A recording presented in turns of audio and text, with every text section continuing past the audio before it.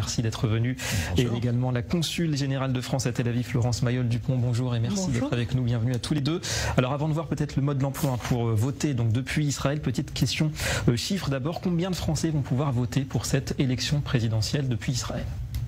Alors, et avant cela, je dirais que mon premier message, c'est que j'invite vraiment tous les Français qui sont ici et tous les Franco-Israéliens à venir voter à la fois à l'élection présidentielle et aux élections législatives qui vont suivre. Traditionnellement, il n'y a pas, malheureusement, un taux de participation très élevé à l'étranger et vraiment, j'espère que cette année, il y en aura plus qu'en 2017.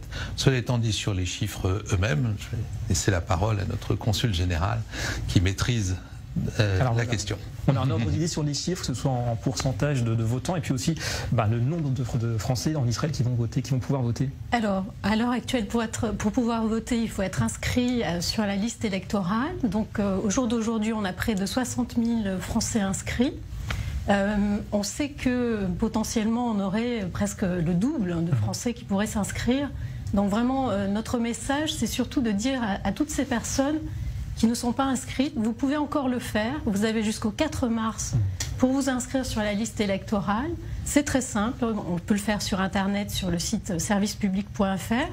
On peut également trouver toutes les informations sur le site du consulat, sur les réseaux sociaux. Donc vraiment, j'engage tous ceux qui sont ici en Israël à s'inscrire pour pouvoir participer à ce moment vraiment important dans notre démocratie. Attention, ça va vite, le 4 mars, c'est dans moins de 3 semaines. Oui. Alors, quelles sont les conditions justement pratiques peut-être pour pouvoir participer à ce vote? On a dit qu'il faut être inscrit, donc déjà. Il y a d'autres conditions? Voilà, tout à fait. Non, une fois que vous êtes inscrit, vous pouvez tout à fait participer. C'est très simple, une élection comme en France. Voilà. Alors, beaucoup de gens ne savent pas vraiment s'ils sont inscrits, etc. Ils sont dans le doute. Donc, également sur le site Service Public, on peut vérifier sa situation électorale. Donc là aussi, n'hésitez pas à le faire, c'est vraiment très simple. En vraiment 2 minutes, vous vérifiez si vous êtes inscrit au consulat à Tel Aviv ou si vous êtes inscrit en France. Parfois, des gens ont fait une alia récente et ne savent plus trop où ils sont inscrits. Et puis évidemment, ceux qui sont inscrits, je les invite aussi à vérifier leur situation, vérifier si leur adresse n'a pas changé, leur mail, leur numéro de téléphone portable. Tout ça est important pour qu'ils puissent être informés en temps et heure, bien sûr, du déroulement des élections, savoir dans quel bureau de vote ils vont pouvoir voter et également recevoir les professions de foi des candidats. Donc mettre à jour effectivement ces coordonnées, c'est important. Question pratique aussi sur le déroulement du scrutin. Quel est le dispositif qui est prévu en Israël ici? Alors nous avons un important dispositif en termes de nombre de bureaux de vote pour la présidentielle et il est un peu plus réduit pour les élections législatives. Étant entendu que la nouveauté, c'est qu'aux législatives, on va pouvoir voter cette année par Internet.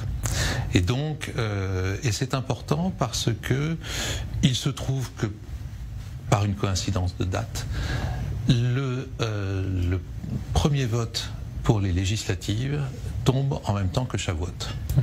Voilà, donc, oui, c'est c'est un calendrier qui est mondial, donc ça n'a rien à voir avec Israël, mais on voit bien la difficulté pour aller voter dans un bureau de vote ce jour-là.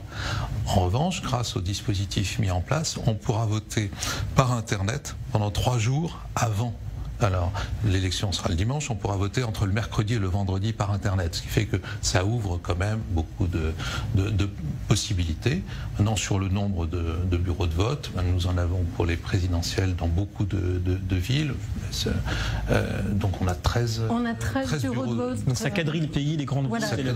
Dans 6 villes, effectivement. Tel Aviv, Haïfa, Netanya, Ashdod, Beersheva, Tel Aviv, bien sûr. Les grands centres francophones. Et là, également. Oui. Voilà. En tout cas, une grande nouveauté, effectivement, c'est important, le vote par Internet. Oui, si je puis ajouter un élément, c'est vraiment très important que les personnes anticipent, notamment pour Shavuot, ou même si elles sont dans l'impossibilité de se déplacer lors d'un scrutin, elles peuvent donner procuration à une tierce personne. Elles peuvent faire cela dès à présent. Là aussi, il y a un site internet qui s'appelle Ma Procuration. Donc on peut pré-remplir sa procuration en ligne, c'est vraiment très simple. Donc je pense qu'il faut anticiper à la fois sur le vote par Internet, être sûr d'avoir bien donné ses coordonnées pour pouvoir voter, pour recevoir un identifiant, un mot de passe, et puis également pouvoir voter par procuration si on le souhaite. Donc vraiment le message c'est vous êtes encore à temps de vous inscrire sur les listes électorales puisque c'est jusqu'au 4 mars et vous avez vraiment aussi à anticiper si vous voulez donner procuration ou voter par Internet. Et le vote par Internet a été plébiscité par nos compatriotes lors des élections consulaires en mai 2021 puisque 64% des personnes en Israël ont voté par Internet. Donc c'est vraiment très simple. Et c'est très pratique, en 5 minutes vous avez voté depuis le confort de votre domicile. En tout cas avec ça il n'y a plus d'excuses pour ne pas aller voter. Alors il y en a peut-être justement qui souhaitent contribuer plus activement aux élections. Qu'est-ce qu'il est possible de faire justement sur ce point précisément?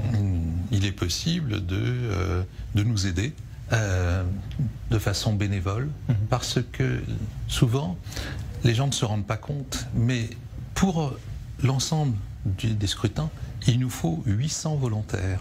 Ça n'a l'air de rien. Les gens ouvrent des yeux ronds parce qu'un bureau de vote, il faut le tenir, et puis les gens ne restent pas toute la journée, et puis ils ne font pas forcément les 2 scrutins. Donc nous sommes à peu près à la moitié. Et donc c'est un appel au volontariat.